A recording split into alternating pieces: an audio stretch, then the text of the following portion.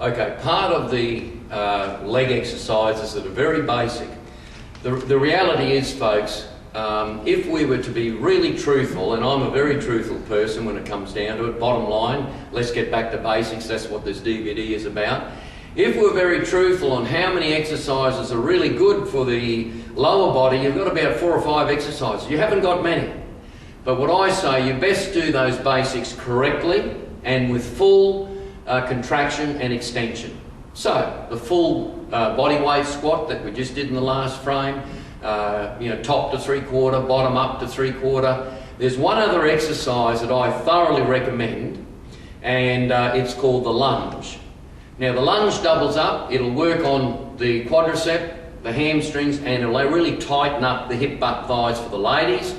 But the method I use with this lunge usually is at the end of your leg routine to finish off the legs. And I'll show you how it works. It's a bit like the martial arts training I do. It's a long walking stance for those that have done Taekwondo and various other martial arts. That's what a lunge is. Or in the Olympic weightlifting, it's actually, you can just imagine the Olympic weightlifter who's got the big bar, he walks up to the big bar like this, grabs that bar, goes up, bang, down, lifts it up, struggles with, you imagine 3 Olympic plates either side, and we've been there and done that in 1976. They're waiting for that weight, and then suddenly we go lift, we thrust from here, boom, and drop down. Guess what? There it is, there's a lunge. There's a lunge with 3 Olympic plates over your head. That's a true lunge. And I'm going to show you how to do that simply for leg shaping reasons, not for Olympic weightlifting reasons. Now, what I do is I put the feet at least a shoulder width apart. So you notice my feet are a shoulder width apart. I'll just move back this line here. And I'm going to stand at least quite a long step. So when I stand with the long step, I'm moving out a big step. You'll see that big step like that?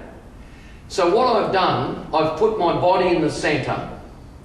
I'm focusing on this heel, and I make certain the knee doesn't rotate over the ankle, right? So I'm actually going to go straight down. I call it groin to ground. So just imagine my hands, I've got a set of plumb bobs off the top of my shoulders and they're pointing straight to the ground. I'm pointing the fingers down there so you know that. This back leg, I'm up on the toe, the ball of the foot rather. Now inside the leg, a lot of the ladies say to me, oh, I want the inside of the legs firmed up. My inside the leg with the thumb is tight as a drum now. In here it's tight as a drum. That is what this exercise does, apart from other stretching benefits which I'll go into in the stretching DVD that we do. Now, I'm just going to go straight down. Just off the ground a little bit. That's actually a stretch.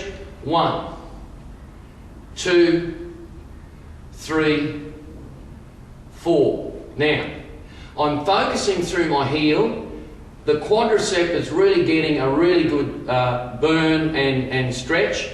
And inside this part of my leg, the quadricep and the abductor muscles inside the leg are really being stretched out because I've got my leg right back here as a prop. And then when I use my thumb underneath the glute here, that is hard as a rock. All right, we just relax. That exercise we usually use after we've done leg extension, leg curl, we've done some squats. Bang, we might do 20 or 30 lunges on one leg and then swap it over to the other.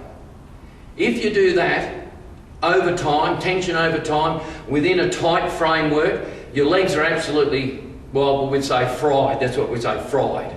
Now when I mean fried, I mean they should be pumped, they should be feeling good, and they should tighten up if you do it on a regular basis. So that's a lunge. The next frame will go into weight assisted squats and you'll see how that works as well.